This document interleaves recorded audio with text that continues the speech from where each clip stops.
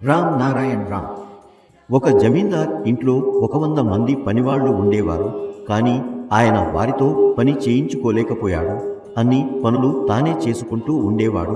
ఇంటి తోమడం మొదలుకుని ప్రతి పని తానే చేయాల్సి వచ్చేది. ఇంటిని తోముతూ పనివాళ్లకు తిట్లు తుడుతూ ఉండేవాడు. పనివాళ్లు బాబు బాబు అంటూ అటు ఇటు పరుగులు పెట్టేవారు.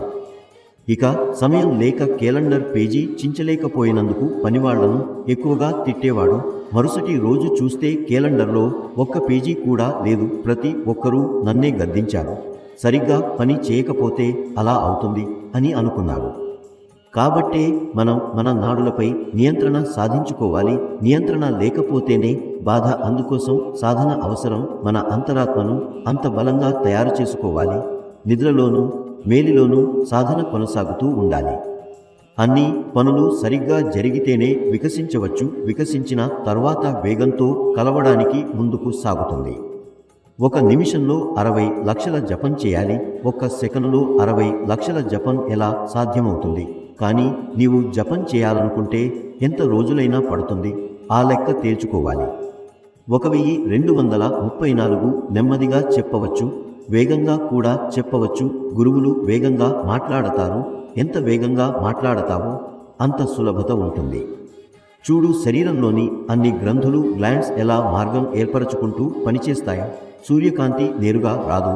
ఎన్నో పదార్థాలను చీల్చుకుంటూ ఎంతో దూరం వచ్చి చేరుతుంది. అలాంటి శబ్దం కూడా ఉంది. అది ఎక్కడ ఉన్నా సా సా అంటూ ఈ శబ్దంలో కలిసిపోతుంది. ఇది గొప్ప విషయం. ఇవి అన్నీ అంతగా జాగృతమవుతాయి. నీవు ఇంట్లో నిద్రపోతున్నా గాలివాన శబ్దం వినిపిస్తుంది. సముద్రపు గర్జన వినిపిస్తుంది. అన్నీ ఇంటి బయట జరుగుతున్నట్లుగా అనిపిస్తుంది. అయినా అవి మైళ్ళ దూరంలో ఉంటాయి.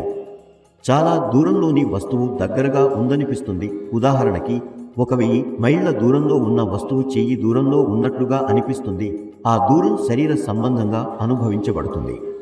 నీవు ఇంట్లో కూర్చుని చూస్తున్నావు. ఓ నౌక మునిగిపోతోంది. సముద్రంలో ఉన్న వారు రక్షించండి రక్షించండి అంటూ కేకలు వేస్తున్నారు. నీవు కూడా మునుగుతానని ఊహించి పెద్దగా కేకలు వేయడం మొదలు పెడతావు.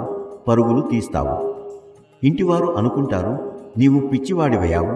నిన్ను పట్టుకుని సూది పెట్టేస్తారు. నీవు ఏమీ కాలేదు ఏమీ కాలేదు అంటున్నావు. కానీ ఎవరూ వినరు. అర్థం కాకపోతే ఇలాగే జరుగుతుంది.